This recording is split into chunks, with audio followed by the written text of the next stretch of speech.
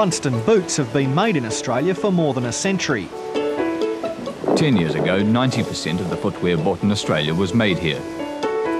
We are able to put through in our factory 1,000 pairs a day. I think the majority of people have had a pair of Blundstones in their life. So I think it's up there with some of the companies like Hoist and Vegemite.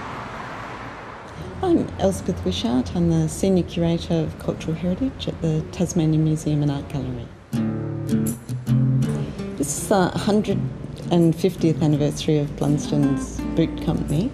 Well, in 1855, John Blundstone and his wife emigrated from England to Tasmania. Blundstone Company were commissioned during both World War I and then in World War II to produce boots for the soldiers, some which were used on the Kokoda Trail. When the boots were taken down to the wharfies really liked the boots and some would disappear, so they had to start shipping the left boots and the right boots separately. And even the American soldiers were trying to exchange their boots to get hold of some of them. The next stage is probably stepping out into the world. Blundstones, famous for their heavy-duty footwear, are exporting over 10% of their production. A lot of the boots are ending up in areas such as the giant Octedi mine in New Guinea. I'm Steve Gunn, I'm the Chief Executive Officer at Blundstone. Also on the drawing board is a new product to cater to European tastes. I don't think it'll be a Blundstone thong, but it might be something a little bit beyond that.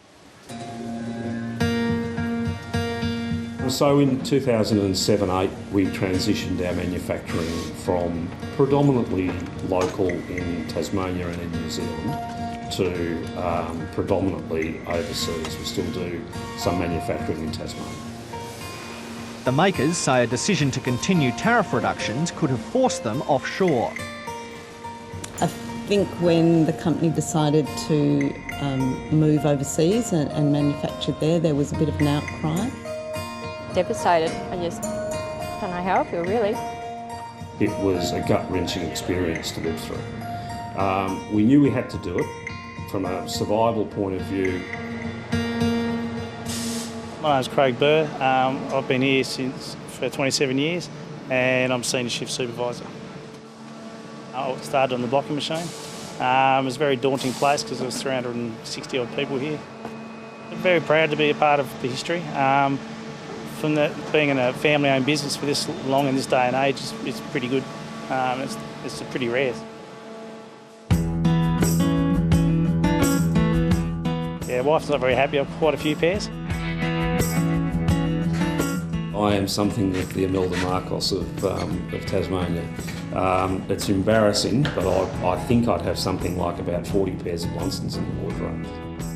People call them all sorts of things, so blunnies, blundies in some cases, although that one grates with me a little bit.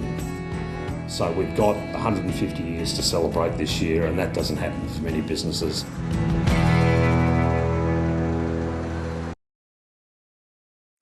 Hi, I'm Lee Sales. Thanks for watching this story. If you'd like to watch more of 730's stories, they are on the left of your screen.